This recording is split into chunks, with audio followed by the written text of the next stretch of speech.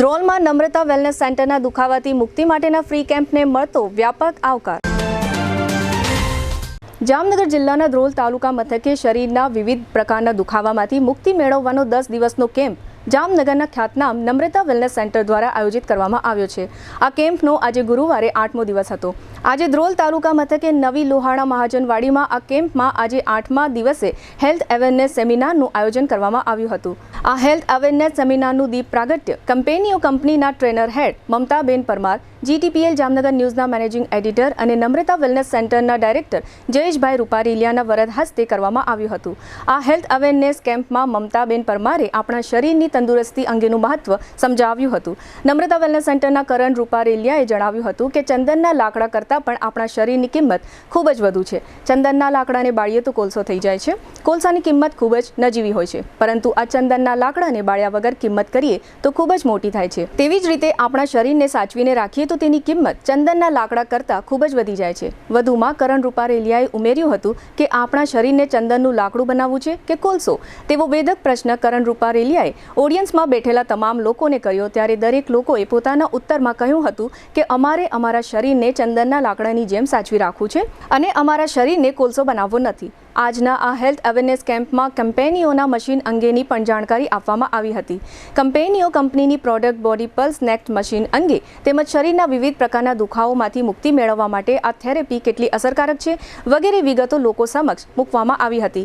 અત્રે ઉલ્લેખનીય છે કે 10 દિવસના આ કેમ્પ દરમિયાન 8 દિવસની કામગીરીઓમાં સેંકડો લોકોએ આ કેમ્પનો લાભ લીધો છે અને શરીરના વિવિધ પ્રકારના દુખાવોમાં રાહત મેળવી છે। નમ્રતા વેલનેસ સેન્ટર દ્વારા આ કેમ્પ વિનામૂલ્યે રાખવામાં આવ્યો છે। ખાસ કરીને જે લોકો શરીરના વિવિધ દુખાવો ધરાવવા ઉપરાંત ડાયાબિટીસ, બ્લડ પ્રેશર, કોલેસ્ટ્રોલ અને થાઇરોઇડ જેવા પણ રોગો ધરાવતા હોય છે, તેઓને કંપનીઓ કંપનીના આ બોડી પલ્સ નેક્સ્ટ મશીનની થેરાપીથી ખૂબ જ રાહત મળી રહી હોવાનું લોકોએ જણાવ્યું હતું।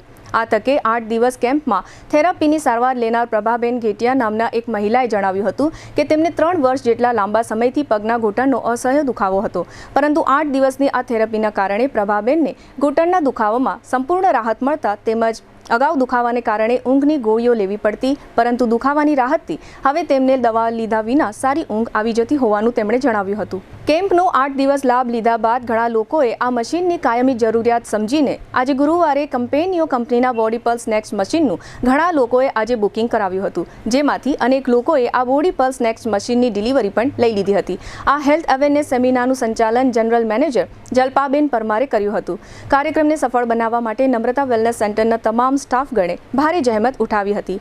કંપનીઓ કંપનીના ટ્રેનર હેડ મમતા પરમારે તથા કેમ્પના લાભાર્થી અને દુખાવામાંથી મુક્તિ મેળવનાર પ્રભાબેન ઘેટિયાએ આ તકે આપેલી વિગતો પ્રસ્તુત છે। આપણે વાત કરી રહ્યા છીએ કંપનીઓમાંથી અને આજે આપણે છીએ અહીંયા ધ્રોલ ખાતે કંપનીનો જે નમ્રતા વેલનેસ સેન્ટર દ્વારા આયોજિત કરવામાં આવેલો કેમ્પ છે, જે 10 દિવસનો કેમ્પ હતો, એમાં મોટા ભાગના લોકોએ લાભ લીધેલો છે અને ઘણા લોકોને એમની જે પણ તકલીફો છે, જેમ કે ઘૂંટણમાં દુખાવો છે, કમરમાં દુખાવો છે, મોટામાં મોટી તકલીફની અગર વાત કરીએ તો diabetes, blood pressure, thyroid, cholesterol, વર્ષોથી જે લોકોને ઘૂંટણમાં ઘસારો થઈ ચૂક્યો છે અને ડૉક્ટરે ઓપરેશનનું કહી દીધેલું છે, તો એવા લોકોને પણ આપણે આ કેમ્પ ખાતે લાભ લીધેલો છે અને એ લોકોને ફાયદો અપાવેલો છે।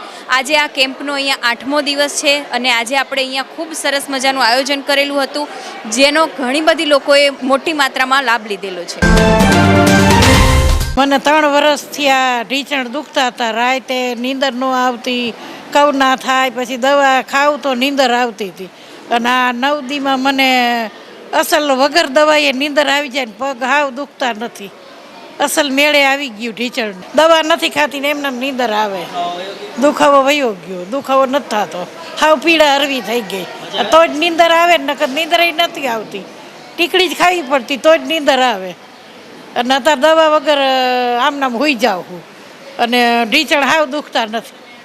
3 વર્ષથી દુખતા જ ના, કેટલી દવા તો કરી હે પણ અત્યારે હાવ મેળે આવી ગયું, એટલે છોકરાએ મશીન લીધું કે લેવું જ છે।